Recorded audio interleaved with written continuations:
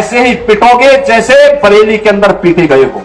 गजवाए हिंद की कल्पना करना भी और उसका सपना देखना भी जहन्नुम में जाने का टिकट का रास्ता पैदा कर देगा। देखिए, किसी भी चीफ मिनिस्टर को इस तरह की भाषा शोभा देती है? ये क्या बोलना चाहते हो? मुझे लगता है, मैं आपके कैमरे के माध्यम से इस बात को बोल रहा हूँ, मुझे लगता है कि सीएम साहब आपसे बेहतर तो जो 5वीं क्लास का बच्चा भी बैठता होगा ना, पढ़ा होगा, वो भी आपसे बेहतर भाषा का उपयोग करता है। मुझे लगता है कि आप इस तरह की भाषा जब बोलने की आपके ऐसी इच्छा रहती है तो आप चीफ मिनिस्टर का पद को छोड़ दीजिए। दूसरा, आप हिंदू मुस्लिम करते हैं तो इससे आप बहुत बड़े दुनिया में आपकी इमेज नहीं बन जाएगी। तीसरी बात, इसके साथ में शिक्षा व्यवस्था से आदमी विश्व गुरु बनता है। आज चाइना की इमेज आप जैसे चीफ मिनिस्टर वहां पर ना खड़े भी नहीं होते हैं। चौथी बात इसके साथ कहना चाहता हूँ, शिक्षा व्यवस्था ही दुनिया का सबसे बड़ा मतलब हमारा विश्व गुरु है, उसी के माध्यम से हम आगे बढ़ सकते हैं। आपसे भी मैं पूछना चाहता हूँ कि जब आपने वो चीफ मिनिस्टर नहीं थे तो आपका जो गोरखनाथपुर का वो है, क्या नाम है उनका आश्रम मठ, उसमें कितने पैसे थे? आज कितने 100 करोड़ रुपए आ गए, उसमें कहां से आ रहे हैं? आपकी कौन सी अर्निंग है? कहने के लिए तो आप पीएरी पहन करके बैठे हुए हैं, आप वहां पर बैठ गए हैं। कहने के लिए तो यही है कि आप जो है सन्यासी बने हुए हैं और करने के लिए आप पूरा उल्टा पुल्टा काम कर रहे हैं। क्या एक सन्यासी, किसी भी धर्म विशेष का व्यक्ति, किसी भी जाति का व्यक्ति जो सन्यासी होता है, जिसका भाव ही यही है कि वो जो है तो समाज से, जनता से किसी भी प्रकार का कोई संबंध नहीं रखता है, 5 लोगों से खाना खा के खाता है। आप में एक भी गुण हो तो बता दीजिए मुझे। आप उस तरह के चीफ मिनिस्टर से क्या उम्मीद की जा सकती है? वो बुलडोजर भी चलवा सकते हैं, किसी को अरेस्ट भी करा सकते हैं, किसी को इनकाउंटर भी कर सकते हैं, गोली भी मरवा सकते हैं, और यदि जो बहुत बड़ा बाहुबली होगा उसको अपने साथ में भी ले सकते हैं। जैसा कि राजा भैया की वाइफ भी देख रहे हो कि बच्चे कैसे पीड़ित होकर के कह रहे हैं कि हमें या तो मरवा दीजिए आप, या तो फिर आप मेरा कुछ हेल्प कर दीजिए। तो वहां इनको कुछ नहीं दिखेगा, इनको सिर्फ और सिर्फ अपने लोगों के और जो उनके समर्थन में थोड़ा बहुत खड़े होते हैं, गैर कानूनी तरीके से हिंदू मुस्लिम करना, यही सब इनके पास में इस पंचवर्षीय योजना का कार्यक्रम। और अब लग रहा है कि अब अति हो गई है। बुलडोजर भी इसी तरह से था, आप लोगों ने देखा पूरे देश में सुबह बुलडोजर खड़ा हो जाता था, यहाँ भी हुआ है। और जिस तरह से सोनम वांगचुक का भी मामला है, तो इस तरीके से मुझे लग रहा है कि अब इस क्या नहीं होता है कि सर के ऊपर से पानी झलकने लगता है। तो चीजें कुछ की जाएंगी, जल्दी ही करेंगे हम लोग। भारत देश में इस समय पर जो केंद्र में कहो पूरे भारत देश में मूवमेंट करना है तो आप प्रधानमंत्री को पकड़ लीजिए। किसी बहुत बड़े फिलोसफर ने बोला है कि भारत देश के प्रधानमंत्री को एक चीज बहुत अच्छी आती है, और जिस व्यक्ति ने बोला है उनके पति जो है, मुझे लगता है कि वो वाइफ उनकी फाइनेंस मिनिस्टर भी हैं, उन्होंने बोला है कि भारत देश का इकोनॉमी का अभी नहीं आता है, सिर्फ और सिर्फ हिंदू मुस्लिम के अलावा। तो ऐसी बातों में आप समझ सकते हैं कि किस लेवल के हैं सेंट्रल के। अब जब आपके केंद्र की सरकार ही इस लेवल में हो तो फिर आप राज्य से उम्मीद करना और जिले लेवल में जाकर के ये सोचना कि वहां पर इस प्रकार की घटनाएं न घटे। यहाँ तो प्रतियोगिता, कंपटीशन चल रहा है कि कौन सा व्यक्ति जो हिंसावादी है वो कौन सा ए ग्रेड में आता है, कौन A++ में आता है, कौन AA+ में आता है। अर्थात कौन सा व्यक्ति ऐसा जो 100% में स्कोर करेगा हिंसा में, कौन सा ऐसा है जो 98% करेगा, कौन सा ऐसा है जो 80% हिंसा करेगा। अर्थात इसका मतलब हिंसावादी विचार, हिंदू मुस्लिम विचार, इसका मतलब कि काउंटर ज्यादा से ज्यादा खौफ पैदा करने का विचार जनता के सामने प्रस्तुत किया जाए। भारत देश में बोलने की जो स्वतंत्रता की आजादी की बात की जाए, भारत देश में एसोसिएशन या ग्रुप के साथ में कोई कार्य किया जाए, तो भारत देश की जो वर्तमान सरकारें हैं, राज्य जो सरकारें हैं, और इसके साथ में जो अपने आप को हिंसावादी तरीके से जो भी सरकारें हैं और जो कानूनों को नहीं मानती हैं, मेरी नजर में वो एक हिंसावादी सरकारें हैं। चाहे वो नियम कानून को लेकर के हो, चाहे संविधान को लेकर के हो, चाहे यदि मैं विभिन्न प्रकार के BNS या IPC, CRPC इनकी बात करूं तो उसके आधार पर, तो इस प्रकार की सरकारें जो है किसी भी देश में अच्छी नहीं होती हैं। किसी बहुत बड़े फिलोसफर ने भी बोला था कि जिस देश में जनता रोड में न दिखे वो समझ लेना चाहिए कि उस देश में कुछ अच्छा हो नहीं रहा है। अर्थात इसका मतलब हो गया कि स्वतंत्रता की जो आजादी है जो जनता के पास दी गई है, वह यदि विरोध के तौर पर जनता सड़कों पर आ रही है, ग्रुप में आ रही है, मीडिया में आ रही है, साथ में विभिन्न प्रकार तरीके से पीसफुल तरीके से प्रोटेस्ट कर रही है, इसका मतलब वह देश में अभी भी कहीं न कहीं पर कॉन्स्टिट्यूशन या संविधान या लोकतंत्र जीवित हो सकता है। पर भारत देश में ऐसा यदि कहीं शुरुआत होती है तो भारत देश की सरकार जो है तो उसको बंद कर देती है। इसका सबसे बड़ा जीतता जागता उदाहरण नहीं एक ही राज्य में नहीं है, भारत के विभिन्न राज्यों में, विभिन्न जिलों में दिख रहा है। मान लीजिए कि भारत देश में जो मुसलमान है या मुस्लिम है या क्रिश्चियन है या पारसी ओबीसी है उसकी पॉपुलेशन कम है।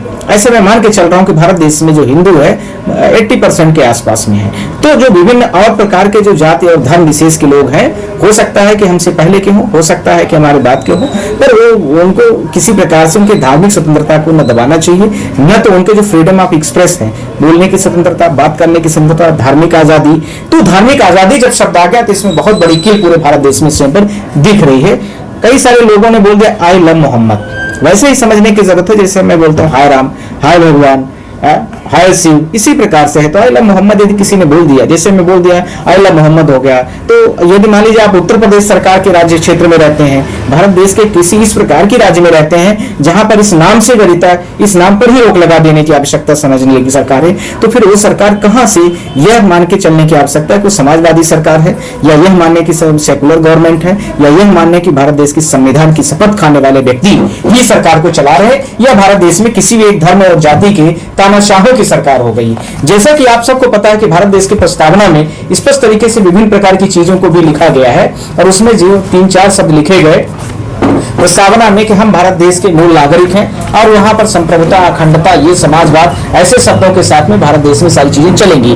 पर ऐसी चीजें दिखती हुई नजर नहीं आ रही। बरेली की घटना हो, उन्नाव की घटना हो, मऊ की घटना हो, कानपुर की घटना हो, इलाहाबाद की घटना हो, यह भारत देश में जहां पर इस प्रकार के तानाशाही टाइप के लोग हैं जो संविधान को ताक में रख करके काम करते हैं, वो इसी के जीते जागते उदाहरण दिख रहे हैं। यहाँ पर जहां पर लोकल लेवल पर बहुत सारे लेवल है, लोकल लेवल पर आपने देखा होगा कि जहां लोकल लेवल पर धर्म और जाति का नशा चढ़ा करके और इस प्रकार के चीफ मिनिस्टर हो या इस प्रकार के नेता हो, एक ही शब्द बोलना चाहते हैं कि हम भारत देश के बटोगे तो कटोगे। इनके हर जगह नारा होते हैं। उनके पास ना तो कोई शिक्षा का मॉडल होता है, उन जहां पर आपने देखा है कि कितने 5-6 हजार स्कूलें यूपी में कितनी बंद कर दी गई, आप लोग बेहतर डेटा 27,000। इसके बाद में आप देखेंगे इनके पास टीचरों को लेकर के कोई मॉडल नहीं है, इनके पास रोजगार को लेकर के कोई मॉडल नहीं है। बच्चे यदि इनका शांतिपूर्ण तरीके से आर्टिकल 19(1) का भी उपयोग कर ले तो भी डंडा खाना पड़ेगा, 2 लोग होंगे तो भी डंडा खाना पड़ेगा, और डंडा ऐसे भी नहीं मारा जाता, ऐसे मारा जाता है कि दोबारा प्रदर्शन करने लायक और शायद परीक्षा में बैठने लायक भी छात्र नहीं बचता है। इसी प्रकार की सरकारें जब भारत देश में बढ़ रही हैं तो ये पूरे भारत देश के एक राज्य की बात मैं नहीं कर रहा हूं, पूरे भारत देश के समस्त राज्यों में इस तरह की घटनाएं दिख रही हैं। बरेली की घटना में जिस प्रकार से 2 व्यक्तियों के पैर में गोली मारी गई और उन्होंने सिर्फ उनका एक ही गुनाह बोला गया था कि उन्होंने आई लव मोहम्मद बोला, और एक का नाम था तौरिक रजा खान, दूसरा का नाम है ताजिम। इन दोनों लोगों को मेन गुनाहगार बताया गया और इनको यह बताया गया कि धर्म के जो वहां पर सारी चीजें धार्मिक तरीके से पीसफुल तरीके से हो रही थी, इनके ऊपर यह दिखा दिया कि रिवॉल्वर छीन लिया, तो ये भाग रहे थे तो इनको इनकाउंटर करने की कोशिश की गई, रिवॉल्वर से जो डीसीपी या पुलिस था उसको मारने की कोशिश की गई। ये सारी चीजें इस प्रकार से रूमर बनाई जाती है और उसके आधार पर किसी व्यक्ति विशेष पर इतने धारा कानून आरोपित कर दिए जाते हैं कि जैसे वो मीडिया के सामने आके अपनी भीख मांगना है और जीवन में सिर्फ सांस लेना ही इस देश में रहना संभव मान ले। साथ ही साथ में यह मान ले कि हमारे जो पूर्व जन्म में हमने कर्म किया था उसी कर्म के आधार पर हम जिएंगे, भगवान ने जो विधि और विधान ने दिया है उसी के आधार पर हमें आगे भी बढ़ना है। संविधान सिर्फ किताब मात्र तक रख जाता है और साथ ही साथ में भारत देश के जो कानूनी अधिकार दिए गए, संवैधानिक अधिकार दिए हैं, वो जनता न मांगे। ये दिमाग लेगी तो उनके ऊपर इतने धारा, इतने सेक्शन लगा दिए जाएंगे कि उदाहरण के तौर पर आपने देखा होगा कि 5 साल से एक व्यक्ति जिसका ट्रायल तक अभी तक शुरू नहीं हुआ है और वो जेल में पड़ा हुआ है, कहने के लिए भारत देश के संविधान में आर्टिकल 21 का वायलेशन है, जहां पर कोई भी व्यक्ति को इंप्रीजमेंट राइट के लिए ऐसे नहीं वायलेट किया जा सकता है। जिस प्रकार से देखने के लिए सुप्रीम कोर्ट देख रही, हाई कोर्ट देख रही, सब कुछ पूरे भारत देश के तमाशा देख रहे हैं। ये सारी चीजों के साथ में मैं कहना चाहता हूं कि जो मल्टीपल अरेस्ट हुए हैं, जो 1000 के आसपास में, कटोगे बटोगे के जो नारा दिखा करके जनता को डरा करके हिंदुओं के राइट्स को खत्म करने की कोशिश की जा रही है। मल्टीपल अरेस्ट हुए हैं जो 1000 के आसपास में, कटोगे बटोगे के जो नारा दिखा करके जनता को डरा करके हिंदुओं के राइट्स को खत्म करने की कोशिश की जा रही है। जो जनता को दिए गए अधिकार हैं, संवैधानिक अधिकार हैं, इसी तरीके से सब पूरी तरीके से विकृतियां खत्म कर रहे हैं और ऑर्गेनाइज तरीके से जो प्रोटेस्ट हो भी रहे हैं, संवैधानिक तरीके से भी हो रहे हैं, उनको भी पूर्ण तरीके से बैन करने की कोशिश की जा रही है। इस प्रकार से भारत देश में जो 5-6 जजमेंटों को मैं आपके सामने आज रेफर कर रहा हूं, जिन जजमेंट्स के आधार पर भारत देश में यदि इस प्रकार से कोई भी व्यक्ति कहीं पर करता है तो उसको कंप्लीट तरीके से वो सरकार को गैर कानूनी माना जाता है, उस सरकार को गैर संवैधानिक माना जाता है और इसके साथ में वह सरकार पर सुप्रीम कोर्ट खुद भी सुमोटो ले सकती है, खुद भी संज्ञान ले सकती है। ये भी पहला तो मैं आपको आर्टिकल 26 में बात करना चाहता हूं, जहां पर रिलीजियस राइट्स दिया गया है। आप लोग भी, मैं इसको थोड़ा दिखा भी रहा हूं और इसके साथ में आप लोग इसकी स्क्रीन को भी देख सकते हैं। यहाँ पर रिलीजियस राइट्स और उसके आर्टिकल 26 और आर्टिकल 28 मैं दोनों की बात कर रहा हूं। फिर इसके बाद में आर्टिकल 21 में भी आऊंगा, जहां पर आर्टिकल्स जो 21 है उसमें 1 के पार्ट में आएंगे 1G, ये सारे बहुत सारे जजमेंट हैं, जहां सुप्रीम कोर्ट के पास सीधे डायरेक्शन दिया गया है। मैं आपको अलग से भी कॉपी अभी स्क्रीनशॉट के तौर पर शेयर कर दूंगा। इनके आधार पर कोई भी भारत देश का, चाहे स्टेट की बात है तो हाई कोर्ट से मोटो ले सकता है, और यदि भारत देश के राइट्स का वायलेशन हो रहा है तो चीफ जस्टिस ऑफ इंडिया के पास पूरा राइट्स दिया गया है कि वो इस प्रकार की घटनाओं के बारे में ये कभी भी वो सुमोटो लेकर के उसको संज्ञान में ले सकता है। पहला जजमेंट कहता है, timely deliver the justice part of the human rights. यदि आदमी, मैं माना हूं, मानव प्रजाति में पैदा हुआ हूं, तो सरकार की जवाबदेही और जिम्मेदारी है, आर्टिकल 51 से लेकर के 54 तक कंप्लीट तरीके से ये दिया गया है। सरकार की जवाबदेही है कि वो हमारे राइट्स का कहीं भी यदि वायलेशन हो रहा है तो उसकी रक्षा करे। और यहां पर तो दिखता हुआ बरेली, उन्नाव या जो मऊ, इसके साथ में कानपुर, और इसके साथ में मैं थोड़ा सा जोड़ दूं तो जम्मू कश्मीर भी से अछूता नहीं, लद्दाख की बात कर रहा हूं, ध्यान रखना है, उत्तराखंड की भी बात कर रहा हूं, इस प्रकार से देहरादून भी जो बात है। तो ये जजमेंट कह रहा है justice Hussain versus union of India AIR 2017, AIR का मतलब ऑल इंडिया, ठीक है, ये 2017। यदि कोई भी करता है इस जजमेंट को रेफर करके आदमी तुरंत ही इनके राइट्स का जो वायलेशन हो रहा है ह्यूमन राइट्स का, वो उसको तत्काल इसको कंट्रोल कर सकता है। कोई भी सुप्रीम कोर्ट हो, हाई कोर्ट हो, डिस्ट्रिक्ट कोर्ट हो, सबके पास ये पावर दिए गए। इसके बाद जो दूसरा जजमेंट कहता है, right to life and personal liberty to included the right to privacy in internal parts of the guarantee under the articles and the part of the constitution. ये है JK Puttaswamy versus union of India.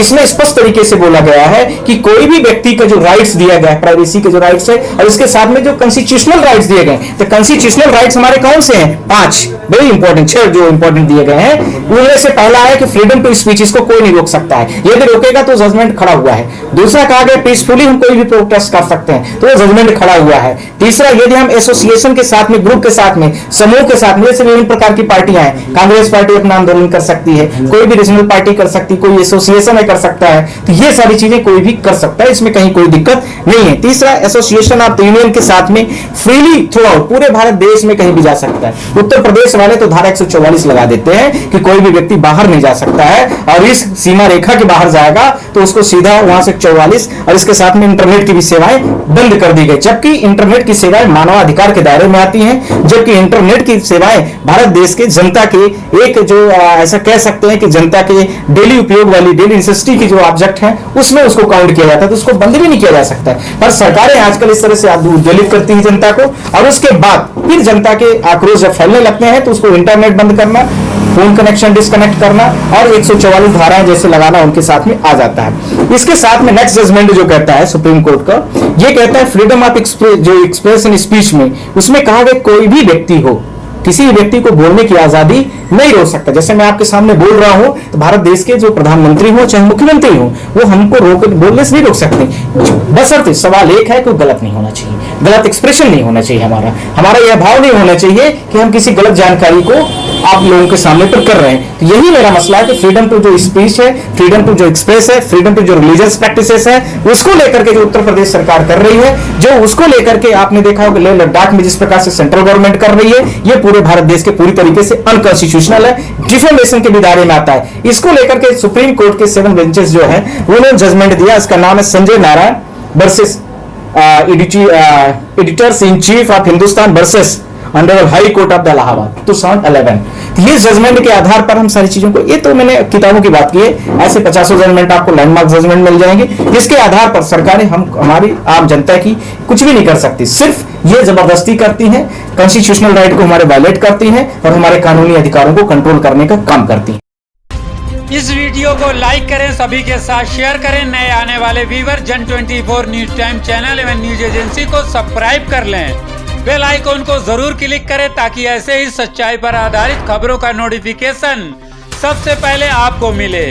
सच की आवाज सच के साथ फिर मिलेंगे अगली खबर के साथ। जय हिंद, जय भारत।